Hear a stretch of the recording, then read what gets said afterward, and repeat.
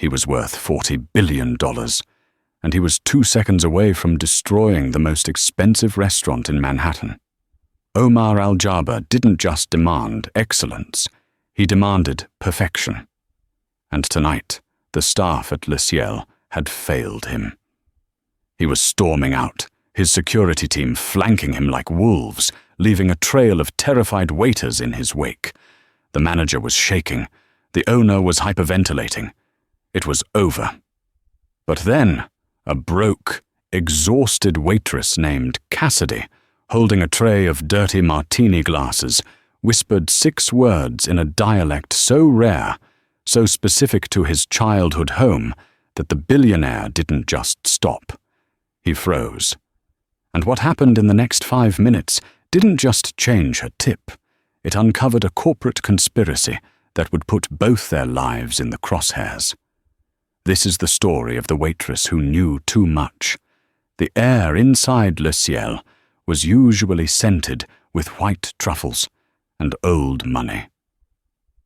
Tonight, it smelled like fear. Cassidy Miller adjusted the strap of her apron, trying to ignore the ache in her lower back. It was 9:30 p.m. on a Tuesday, her second shift of the day. Her feet throbbed in the cheap black non-slip shoes she'd bought at Walmart, a stark contrast to the Italian leather soles currently pacing the floor of the private VIP dining room, the Gold Room. Inside that room was Omar al-Jaber. Everyone knew the name. In the world of high-stakes infrastructure and global shipping, Omar wasn't a titan. He was a god. He was the CEO of Jaber Holdings, a conglomerate based in Dubai, but with tentacles reaching into every major port in the West. He was handsome in a severe, terrifying way. Sharp cheekbones, eyes the color of dark espresso, and a beard trimmed with geometrical precision. But right now, he was a hurricane. I asked for the contract to be present on the table. Omar's voice boomed, cracking the hushed atmosphere of the restaurant. He wasn't yelling, which made it worse. He was projecting. His voice carried the weight of absolute authority. I did not ask for excuses, Mr. Sterling. I did not ask for digital copies. I am signing a $300 million acquisition, and you treat it like a casual lunch? Cassidy, standing near the service station, winced. She wasn't supposed to be listening, but the heavy oak doors of the Gold Room had been flung open. Inside, Grant Sterling, an American hedge fund manager with slicked-back gray hair and a smile that looked like it cost more than Cassidy's tuition, was trying to salvage the situation. Omar, please. The courier is stuck in traffic. It's a minor delay. Have some wine. Relax. Relax? Omar laughed, a cold, sharp sound. He stood up, buttoning his charcoal suit jacket. You think my time is a toy for you to play with? You think because I am in New York, I will tolerate this incompetence? The general manager of Le Ciel, a sweaty little man named Benoit, rushed forward, wringing his hands. Monsieur al-Jaber, please, is there anything, perhaps a complimentary bottle of the 1982 Petrus while you wait? Omar turned his gaze on Benoit. It was like watching a lion look at a mouse. Get out of my way. Sir, please. I said move, Omar snapped. He signaled to his security detail, 2 massive men who looked like they were carved out of granite. We are leaving. The deal is off. Sterling, tell your partners they lost the bid. You can't do that, Sterling shouted, his veneer of calm cracking. We have a verbal agreement. My verbal agreement was based on your competence. I see now that was a miscalculation. Omar stormed out of the private room, his stride long and aggressive. He was heading straight for the exit, cutting through the main dining room. The hush that fell over the restaurant was immediate. Diners froze, forks hovering halfway to their mouths. Cassidy was in the worst possible place, the narrow corridor connecting the kitchen to the dining floor. She was balancing a heavy tray loaded with dirty dishes from table 4. Omar was coming right at her, blind with rage, speaking rapidly into his phone in Arabic to someone on the other end. He wasn't speaking the modern standard Arabic taught in universities. He was speaking a rapid-fire, localized Gulf dialect, thick with slang and anger. Yalan iblishum, kuluhum kadabin, mafi hada yistik thikate. Curse their devils! They are all liars. There is no one who deserves my trust. He wasn't looking. He was about to shoulder-check Cassidy. If he hit her, the tray would go flying, and she would be fired before the glass hit the floor. She had a split second to react. She couldn't move left. The wall was there. She couldn't move right. A busing cart blocked her. She locked eyes with him. Al-Hazar wajib ya Sayyidi. Al-Gadab nartakul sahibaha. The words left her mouth before she could stop them. Her accent wasn't perfect, but it was shockingly good. It wasn't textbook. It was the rhythmic, throaty cadence of the coast. Caution is necessary, sir. Anger is a fire that eats its owner. Omar stopped. It wasn't a gradual slowdown. It was an instant halt. The momentum of his $40 billion rage hit a wall. His security guards bumped into each other to avoid running into his back. The restaurant went silent. Benoit, the manager, looked like he was about to faint. He rushed forward, his face purple. "You stupid girl! Get out of the way!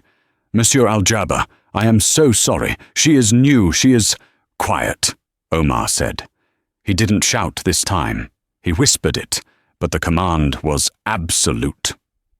Benoit's mouth snapped shut.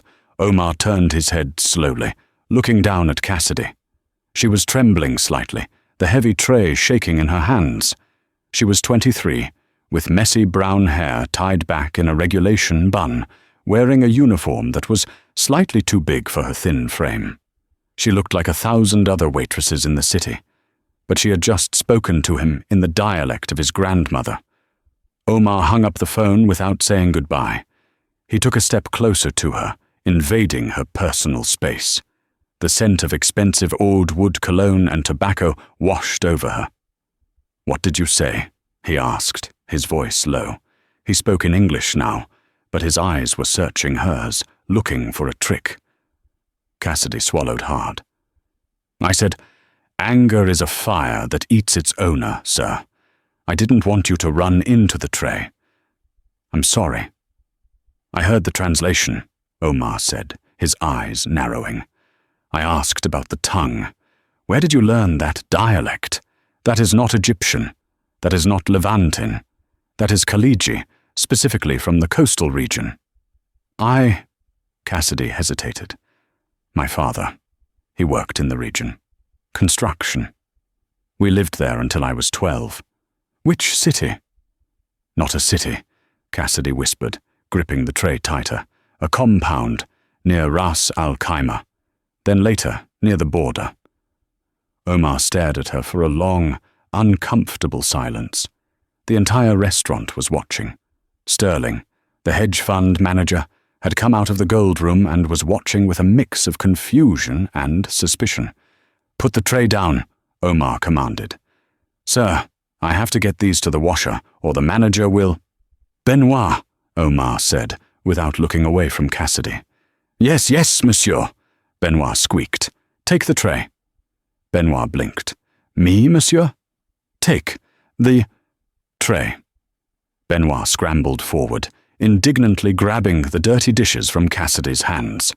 "You are leaving with me," Omar said to Cassidy. Cassidy's eyes went wide. "What? No, I can't. I have this job, and I have a shift tomorrow morning at the library, and I am not asking you for a date," Omar said, his voice cold and professional. "I'm in the middle of a negotiation where I suspect I am being lied to. I need a translator who is not on my payroll, and certainly not on theirs. Someone who understands the nuance of the language." He paused, looking at her worn-out shoes.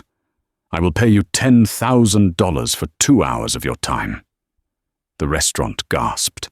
Cassidy felt the blood drain from her face. $10,000. That was her tuition for the next semester. That was rent for 6 months. "Aye, 15,000, Omar said, checking his watch. "But we leave now." Cassidy looked at Benoit, who was holding the dirty dishes. He looked furious, but he nodded frantically, mouthing, "Go, you idiot." She looked back at Omar al-Jaber. His dark eyes were impatient, but there was something else there, too. Desperation. He was a man surrounded by wolves, looking for a sheepdog. "Okay," Cassidy said. "I'll go." The ride in the back of the Maybach was silent. Cassidy sat pressed against the leather door on the far side, trying to make herself as small as possible. The interior of the car looked like the cockpit of a spaceship. Soft blue ambient lighting hummed along the trim. The windows were tinted so darkly that the chaotic lights of New York City were reduced to dull smudges. Omar was on his phone again, typing furiously. He hadn't looked at her since she got in. Cassidy's heart was hammering against her ribs. "What have I done?" she thought. "I just got into a car with a strange man because he offered me money." This is how Dateline episodes start. But she knew who he was. Everyone studied Omar al-Jaber in her international business classes. He was ruthless, yes, but he wasn't a predator. He was a machine. "What is your name?" Omar asked, not looking up from his screen. Cassidy Miller." He finally looked up. He studied her face, the curve of her jaw, the way she held her hands together in her lap. "Miller. A common name. And your father? What was his name?" "James," she said softly. "James Miller." Omar's eyes flickered. Just a micro-expression, a twitch of the brow, but Cassidy caught it. "James Miller," Omar repeated slowly, tasting the name. "An engineer?" "Structural engineer. He specialized in deep-water foundations for bridges and rigs." Omar turned his head away, looking out the window. "I knew a Jim Miller once, years ago, when Jaber Holdings was just Jaber Construction." "Lots of Millers in the industry," Cassidy said, though her stomach tightened. She knew exactly who her father had worked for. She also knew that her father had died of a heart attack 5 years ago, broke and bitter, cursing the politics of the desert. She had never known the full story, only that they had been expelled from the country suddenly when she was 12. "True," Omar said. The car slowed down. They weren't going to another restaurant. They were pulling up to the service entrance of a massive glass skyscraper in Midtown, the Sterling Capitol building. "Wait," Cassidy said, panic rising. "I thought you walked out on Sterling. Why are we at his office?" "Because," Omar said, adjusting his cufflinks. "I walked out to see who would panic. Sterling panicked. He called me 3 times in the car. He says he has the correct papers now." Omar turned to her, his expression intense. "Listen to me closely, Cassidy Miller. We are going into a boardroom. There will be lawyers there. There will be translators there. They will speak English to me. But when they speak to each other, or when they speak to their consultants on the phone, they might slip into Arabic, thinking I am too distracted to catch the dialects, or they might speak in legal jargon that implies things they aren't saying." "You speak English perfectly," Cassidy pointed out, "and you speak Arabic. Why do you need me?" "Because," Omar leaned in, his voice dropping to a whisper, "I need them to think you are just my companion, a distraction, a pretty waitress I picked up to humiliate them, to show them I don't take them seriously. If they think you are a bimbo, they will be careless. I want you to listen. If you hear anything that contradicts what they are telling me in English, you touch your ear. Left ear. And if I don't, then I might sign away the controlling stake of my family's legacy to a pack of hyenas." He opened the door. $15,000, Cassidy. Stay awake. The elevator ride up was nauseatingly fast. When the doors opened on the 50th floor, the atmosphere was sterile and cold. Grant Sterling was waiting for them, his fake smile plastered back on, though his eyes were darting nervously. "Omar, thank God. I'm so glad you reconsidered. We have the revised drafts." Sterling's eyes slid to Cassidy, who was still wearing her waitress uniform, though she had taken off the apron. He sneered just for a second. "And you brought a guest." "I got hungry," Omar said dismissively, walking past him. "She's bringing me coffee, since your staff seems incapable of simple tasks." Cassidy felt her face flush, but she kept her head down, playing the part. "Be invisible," she told herself, "just like Dad taught you." They entered a conference room that looked like the war room of a small country. A long mahogany table, 12 men in suits, piles of documents. Omar sat at the head of the table. He pointed to a chair in the corner, away from the table. "Sit there," he told Cassidy. "Don't speak." The meeting began. It was boring, dense, and aggressive. Sterling was pushing for a merger of shipping lanes. Omar was resisting, demanding guarantees on autonomy. Cassidy sat still, her hands folded. She watched the other men in the room.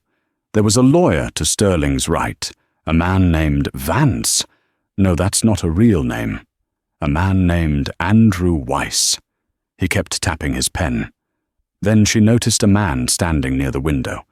He wasn't sitting. He was on a phone, speaking in a hush. He was dark-haired, possibly Lebanese or Syrian. He was supposedly one of Sterling's Middle East analysts. He was speaking Arabic. But he was whispering. Cassidy focused. She tuned out the English shouting match between Omar and Sterling and honed in on the whisper. "La, ma bi'araf. Al-makhfi mawjood, tat al-band, al-rabi'." No, he doesn't know. The hidden clause is under Section 4. Cassidy's pulse spiked. "Al-siyada satakun lana bad sanatain. Huwa yuwakki ala idam sharikatihi."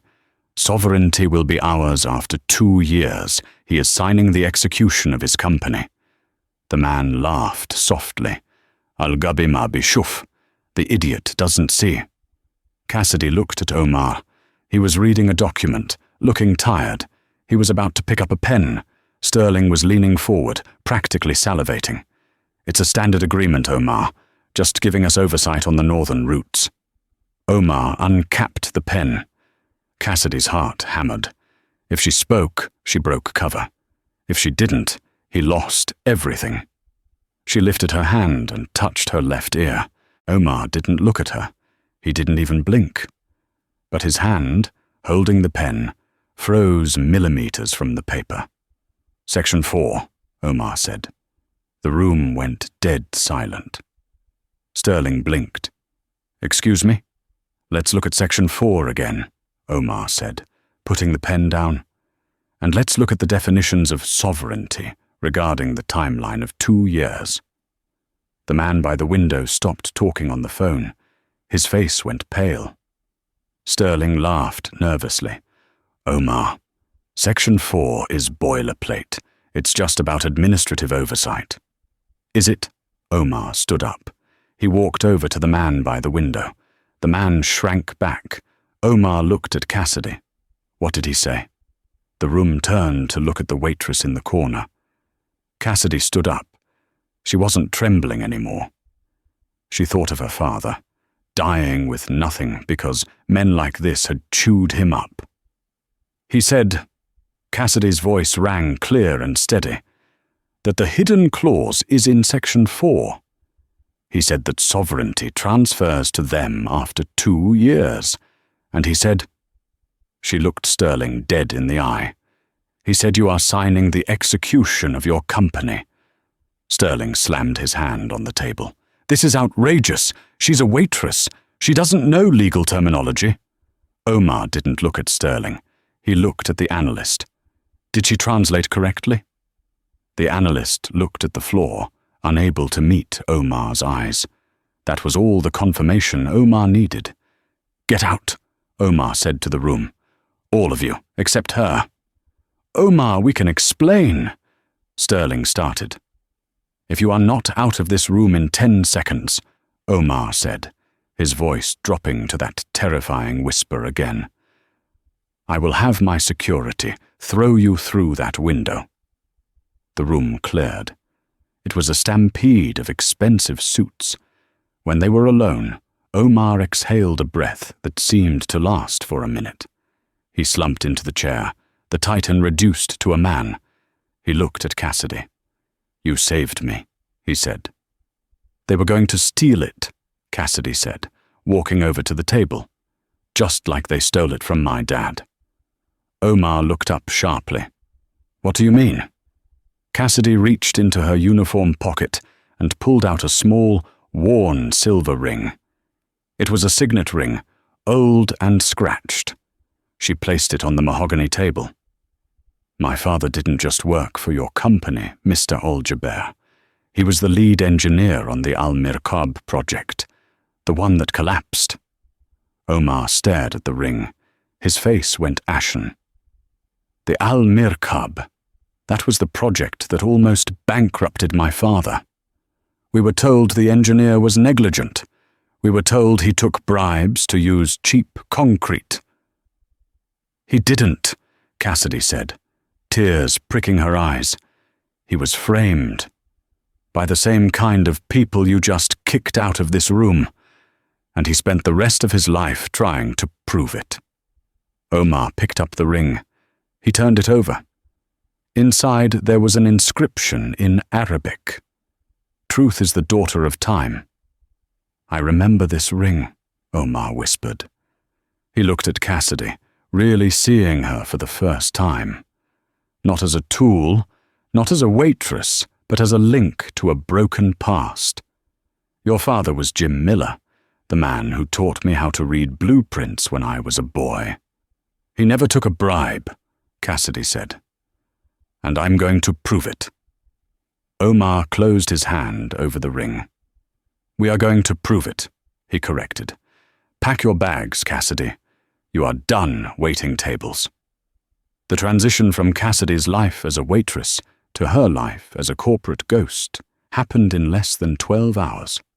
It started at 8 a.m. the next morning, back at Le Ciel. Cassidy walked in through the front door, not the service entrance. She wasn't wearing her ill-fitting uniform. She was wearing jeans and a clean white shirt, holding an envelope containing $15,000 in cash, her payment from Omar, which she had withdrawn from an all-night ATM, just to feel the reality of it. Benoit was near the hostess stand, berating a busboy. When he saw Cassidy, his eyes bulged. You have some nerve showing your face here after the disaster you caused last night. Get changed. Table 12 needs—" "I quit," Cassidy said. Her voice was shaking, but she stood her ground. Benoit froze. What? You cannot quit. You have the weekend shift. You are contractually obligated to—" "Actually, she isn't," a cool, crisp female voice interrupted. Benoit spun around. Standing behind Cassidy was a woman who looked like she had just stepped out of a Vogue editorial about corporate killers. She wore a tailored navy power suit, her blonde hair was cut in an angular bob, and she held an iPad like a weapon. "Who are you?" Benoit demanded, though his voice lost its bluster. "My name is Audrey Davis," the woman said. "I am Mr. Omar Al-Jaber's executive assistant. Miss Miller is now under the employ of Jaber Holdings, effective immediately. Her previous employment is terminated. Any outstanding wages can be forwarded to this address." She handed Benoit a card that looked heavy enough to break glass. "If you have any issues with this transition, you may take it up with our legal department. I believe you met them last night, the ones who made Grant Sterling cry." Benoit looked at the card, looked at Cassidy, and took a step back. He didn't say a word. Cassidy felt a strange mix of triumph and nausea. She walked out of Le Ciel for the last time, trailing behind Audrey Davis, entering a black Cadillac Escalade waiting at the curb. "Don't get used to me handling your light work," Audrey said dryly as the car pulled away. She didn't look at Cassidy. She was already typing on her iPad. "Omar seems to think you're useful.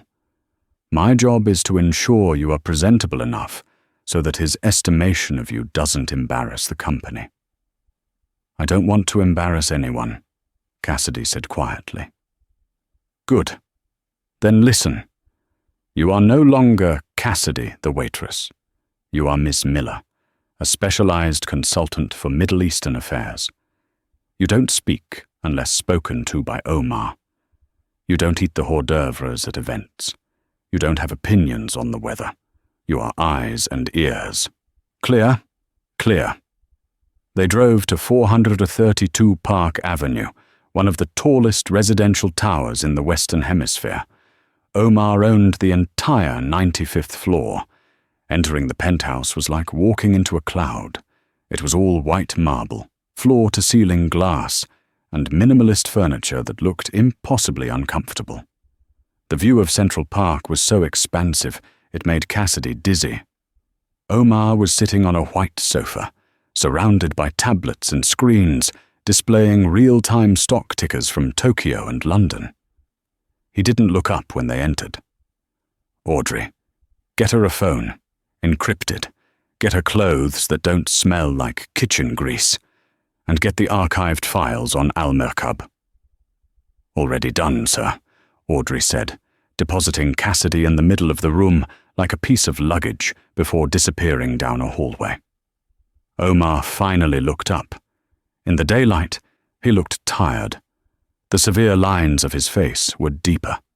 "Sit," he commanded, pointing to a chair opposite him. Cassidy sat. She felt incredibly small in the vast, expensive room. "Last night, you proved loyalty to a memory," Omar said, leaning forward, his dark eyes intense. "Your father, Jim Miller. He was a good man. He taught me that structural integrity isn't just about steel beams, it's about honesty. If the foundation is a lie, the building falls." "He died believing you hated him," Cassidy said. It was a risk saying it, but she needed him to know the cost. A shadow passed over Omar's face. "I was young when the Al-Merkab project collapsed. It killed 12 workers. The concrete crumbled like chalk. My father was told your father took a payoff from a subcontractor to look the other way on the material quality. The evidence seemed undeniable. Bank transfers, witness testimony. It was faked," Cassidy insisted. "I know that now," Omar said, his voice dropping to a growl. "Because the men who provided that evidence 20 years ago are the same type of men as Grant Sterling. They speak the same language in the shadows." He stood up and walked to the window, looking down at the city like a chessboard. "My company, Jaber Holdings, is riddled with parasites. Men who worked for my father. Men who still speak the old coastal dialects when they think I am too westernized to understand their greed. They are selling off pieces of the company, making side deals, sabotaging contracts to lower stock prices so their partners can buy in cheap." He turned back to her. "I can hire the best lawyers in the world. I can hire forensic accountants, but they only see the numbers. They don't hear the intent. They don't hear the whisper in the elevator. They don't hear the dialect of the conspirators." He pointed a finger at her. "You are my wiretap, Cassidy. You are going to be in every meeting, every dinner, every handshake. You are going to listen for the ghosts of the men who destroyed your father. And when you hear them, we are going to bury them." It wasn't an invitation. It was a conscription. Cassidy realized she hadn't just taken a job. She had enlisted in a war. 3 weeks later, Cassidy Miller hated high heels with a passion that bordered on violent. She was standing in the ballroom of the Metropolitan Museum of Art, surrounded by the architectural and financial elite of 3 continents. The event was the Global Builders Initiative Gala, a black tie affair where tickets cost $50,000 and the champagne flowed like tap water. Cassidy wore an emerald green silk gown that Audrey had selected. It was sleek, professional, and incredibly expensive. Her hair was sleeked back, her makeup flawless. When she caught her reflection in a silver serving platter, the woman staring back was a stranger. She looked formidable. She stood just behind Omar's left shoulder, her customary position. Omar was holding court, charming the wife of a senator, while simultaneously discussing shipping tariffs with a German industrialist. But Cassidy wasn't listening to them. She was listening to the space behind them. Two men were standing near a display of Egyptian artifacts, clinking whiskey glasses. They were older, heavy-set men from a rival Dubai construction firm. "Al-Jaber thinks the northern port deal is secure," one murmured in the thick, rapid dialect of the Gulf Coast. "Let him think it," the other laughed softly. "The environmental report is already doctored. When it leaks next week, his stock will drop 10%. We buy then." Cassidy's stomach tightened. She didn't move a muscle. She waited until Omar finished his conversation with the senator's wife. As they moved toward the bar, she leaned in slightly. 2:00, she whispered, barely moving her lips. "The environmental report for the northern port. It's sabotaged, leaking next week to tank the stock." Omar didn't break stride. He didn't even look at the men. He just gave a barely perceptible nod. 5 minutes later, Cassidy saw Audrey Davis quietly slip away from the party, phone in hand. By morning, that leak would be plugged, and those two men would find their own companies facing sudden audits. It was intoxicating. Cassidy felt a surge of power she had never known. They were doing it. They were winning. "You're learning," Omar murmured to her, as they took glasses of champagne from a passing waiter. There was a rare warmth in his eyes. "Your father would be proud of the structural integrity you are showing." For the first time in years, Cassidy felt a genuine smile touch her lips. But the moment of victory was short-lived. Across the room, the crowd parted slightly to admit a newcomer. Grant Sterling was there, looking diminished and nervous. But he wasn't alone. He was trailing behind a woman who commanded the room simply by walking into it. She was perhaps 45, dressed in a severe black gown that looked like armor made of jet beads. Her hair was a sharp, platinum blonde pixie cut, and her eyes were predatory blue. "Who is that?" Cassidy whispered, sensing the shift in the room's energy. Omar's jaw tightened. "That is Victoria Graves. Sterling is just a pawn. She is the queen on that particular board. She runs Blackwood Capital. They are the ones trying to hostile take over my logistics division." Victoria Graves didn't mingle. She cut a straight line toward Omar. Sterling followed her like a beaten dog. "Omar," Victoria said, her voice like crushed velvet, smooth but abrasive. "So lovely to see you out of your fortress. And still solvent, I hear. For now." "Victoria?" Omar nodded politely, though his eyes were cold. "I see you brought your pet. I thought housebreaking him was going poorly." He glanced at Sterling, who flushed crimson.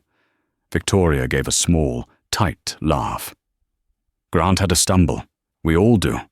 But I'm here to ensure the next steps are sure-footed." Her ice-blue eyes slid past Omar and landed directly on Cassidy. It wasn't a polite glance. It was an appraisal. It felt like being scanned by an X-ray machine looking for a tumor. "And who is this exquisite creature?" Victoria asked. "Surely not another consultant? You're developing quite the harem of intellect, Omar." "This is Ms. Miller," Omar said, stepping slightly in front of Cassidy, a protective gesture that surprised them both. "She is invaluable to my team." "Miller," Victoria repeated. "How bland." She took a step closer to Cassidy, ignoring Omar completely. You know, dear, in this town, fresh faces are a dime a dozen. But the ones with history? They are far more interesting. Victoria smiled, showing too many teeth. Enjoy the party, Ms. Miller. Do try the caviar. It's imported. Very expensive. Not something one finds on a waitress's salary, I imagine. Cassidy froze. The blood drained from her face. Victoria saw the reaction and winked, a terrifying, slow wink. Then she turned and walked away, slipping into the crowd, leaving a scent of expensive, poisonous orchids in the air. What did she mean? Omar asked, looking at Cassidy's pale face. Do you know her? No, Cassidy lied quickly. Her heart was hammering against her ribs like a trapped bird. She intimidated me. That's all. Omar looked unconvinced, but another wave of well-wishers descended on him, and he was pulled away. Cassidy needed air. She excused herself and headed toward the ladies' room, her hands shaking. She pushed open the heavy marble door of the restroom. It was empty, save for one person applying blood-red lipstick in the oversized mirror. Victoria Graves. She capped the lipstick with a sharp click and turned to face Cassidy. There you are, Victoria said smoothly. I hate chit-chat in front of the men. They get so territorial. I don't know what you want, Cassidy said, trying to keep her voice steady. Oh, I think you do. You're the clever little mouse who whispered in the lion's ear and cost my firm $300 million. Victoria leaned against the marble counter. Did you think I wouldn't find out who you were? Did you think I wouldn't run a background check on the sudden new fixture in Omar Al-Jaber's life? Victoria pulled a sleek silver iPhone from her clutch. She tapped the screen and held it up. It wasn't a dossier on Cassidy. It was a photo of a hospital bill.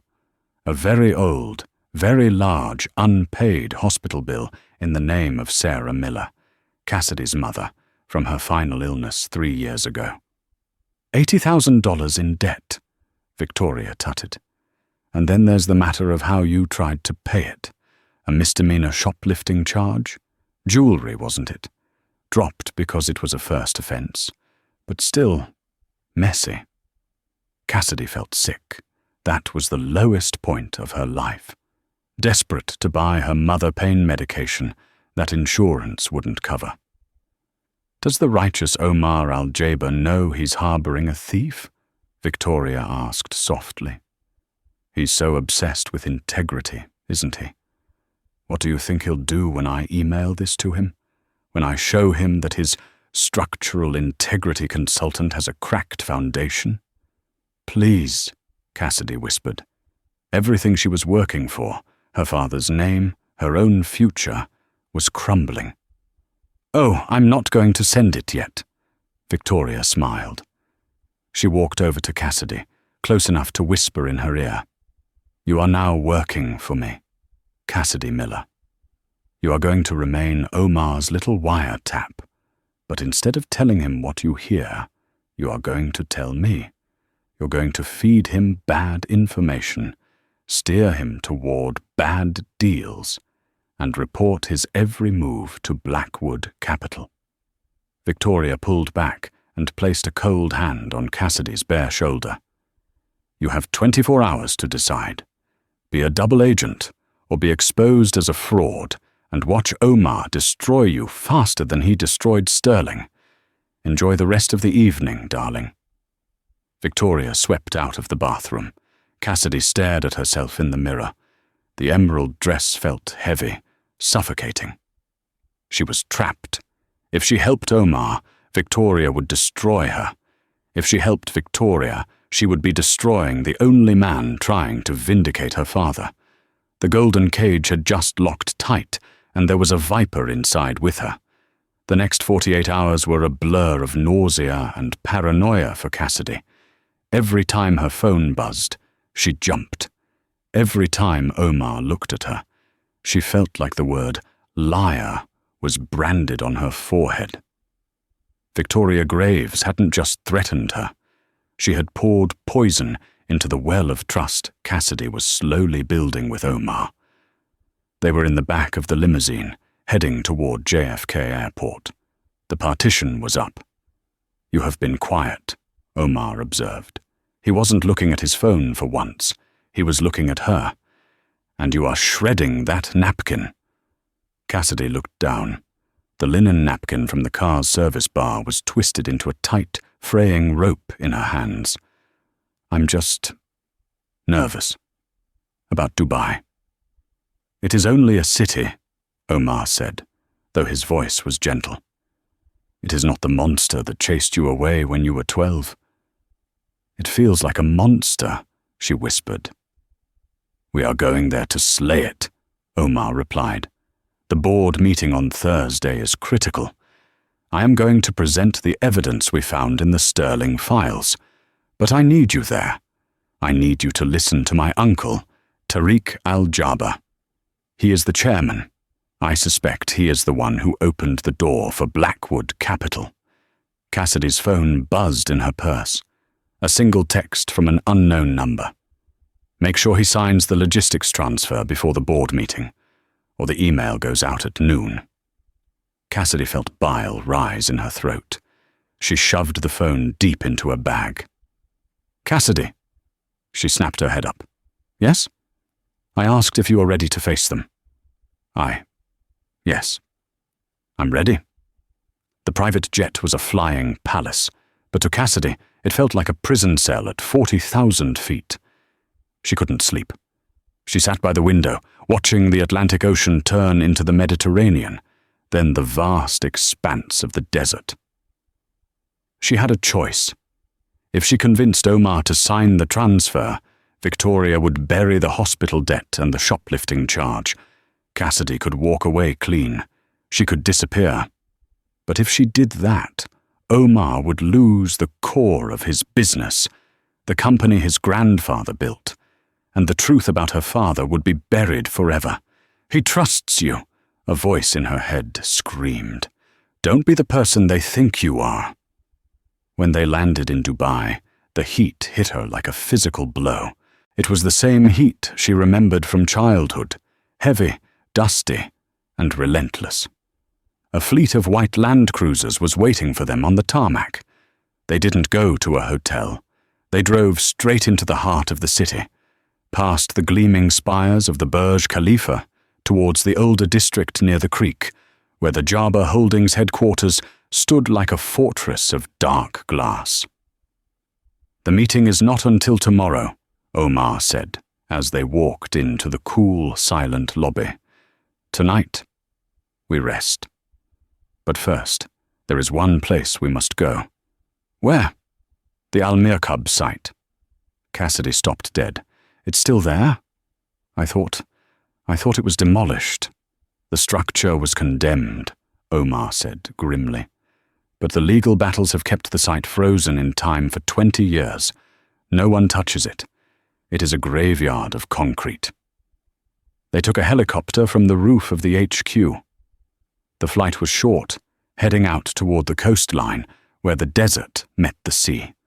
From the air, the Al-Mirkab project looked like the skeleton of a prehistoric beast, rusted rebar poked out of crumbling grey pillars. It was a massive, unfinished port complex, abandoned to the sand and wind. They landed on a cracked helipad. The silence was absolute, broken only by the wind whistling through the ruins. Omar walked toward a massive central pillar that had sheared off near the base.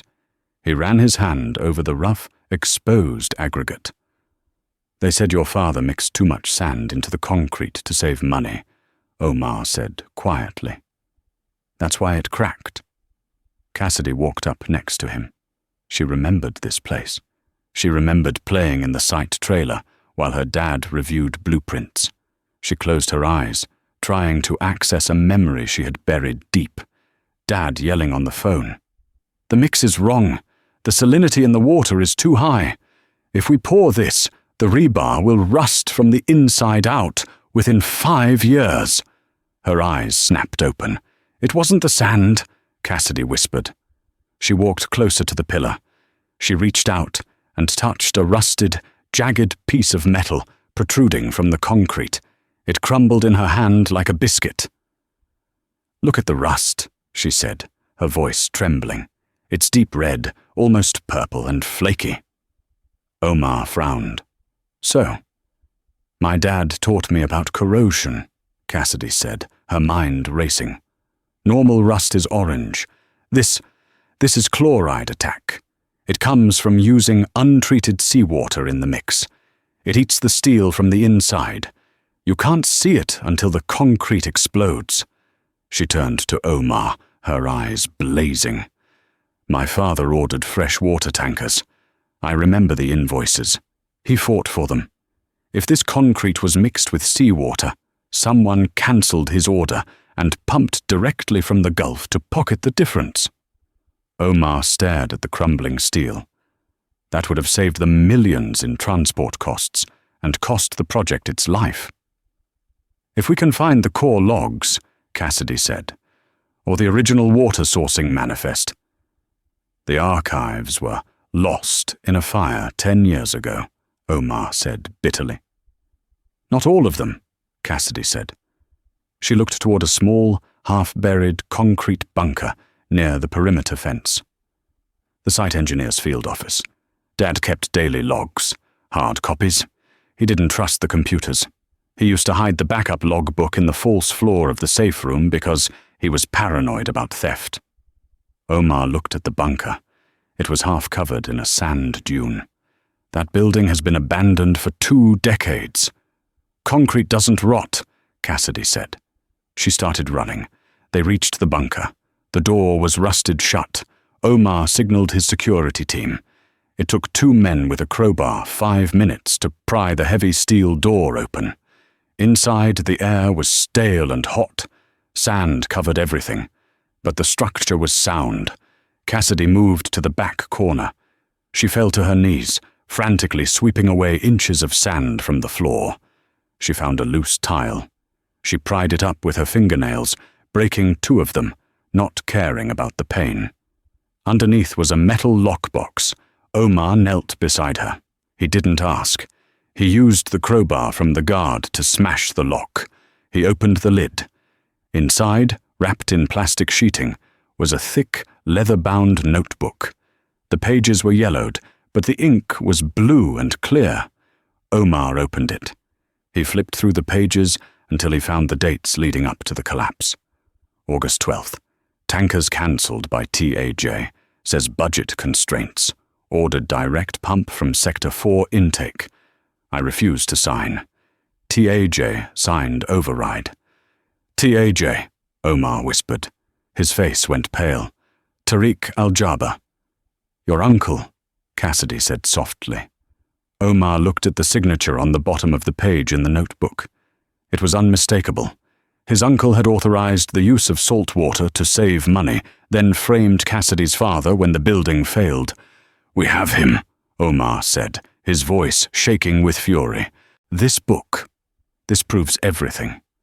Not just the sabotage, but the murder of your father's reputation."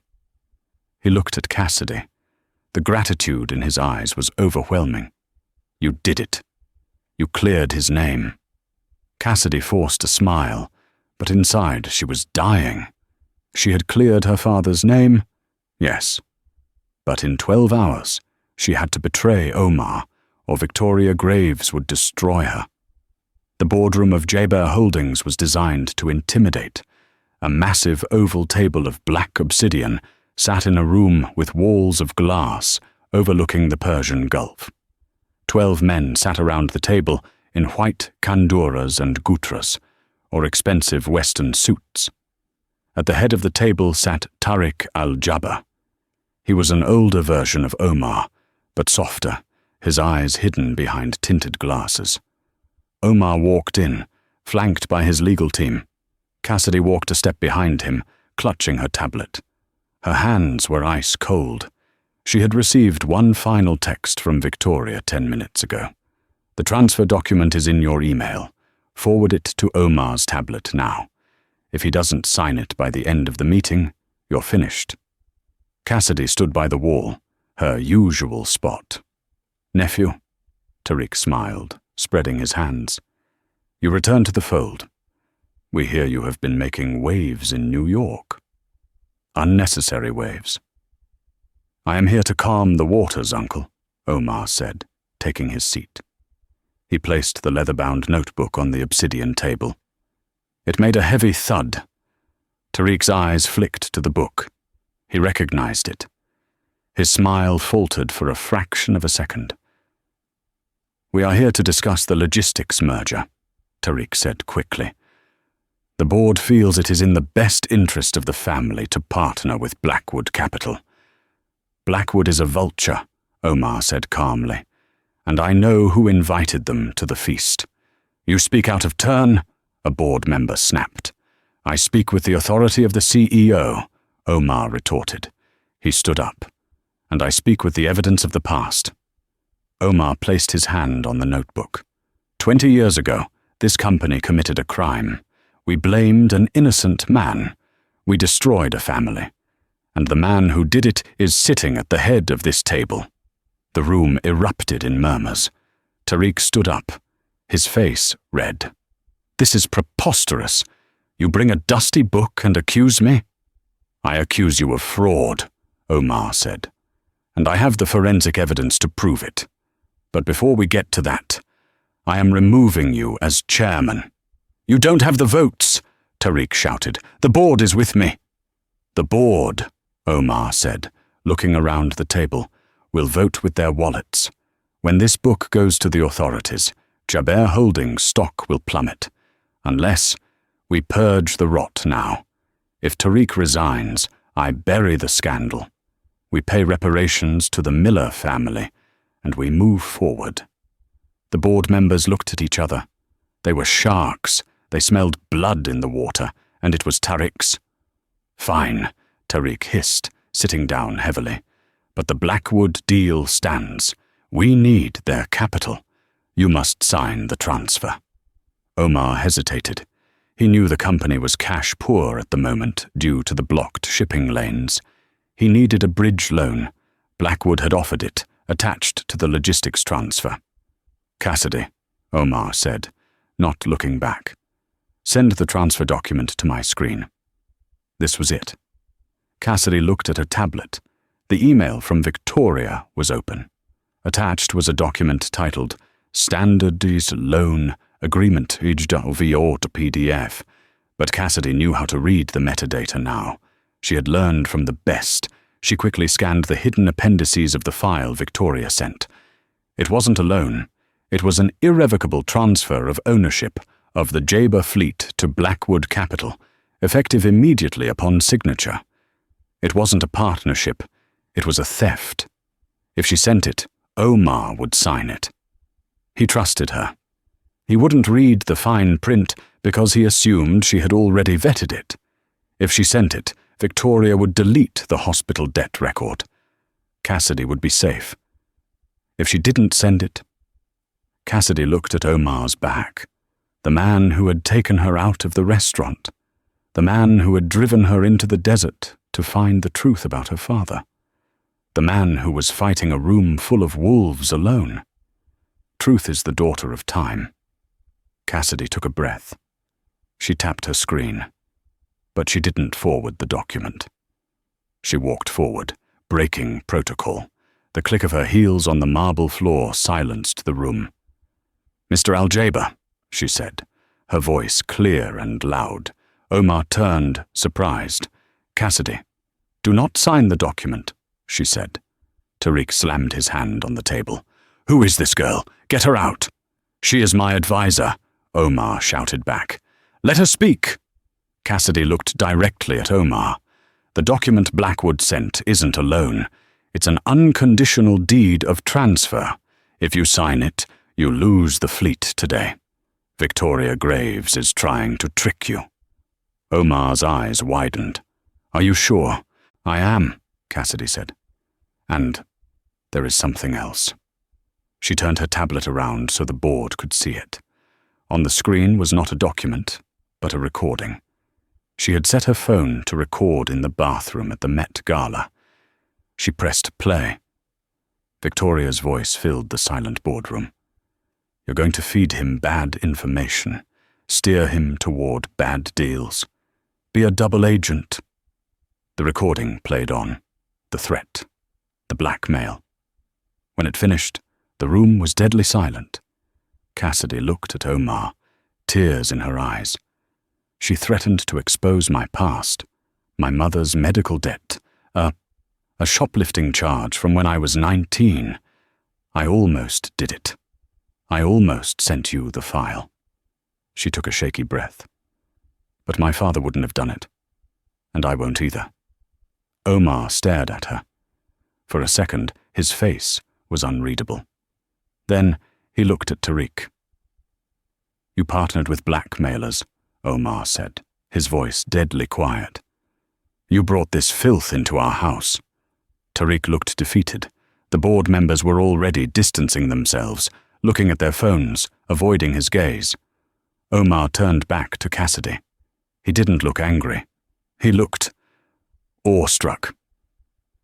"You just sacrificed yourself," he said softly, "to save the fleet." "I quit," Cassidy whispered. "You don't need a liability like me." She turned and walked toward the door. She had blown up her life. The world would know her secrets now. Victoria would release everything. "Cassidy, wait!" Omar called out. She didn't stop. She pushed through the heavy doors and ran. She ran through the lobby, out into the blinding Dubai sun, and kept running until her lungs burned. She had done the right thing.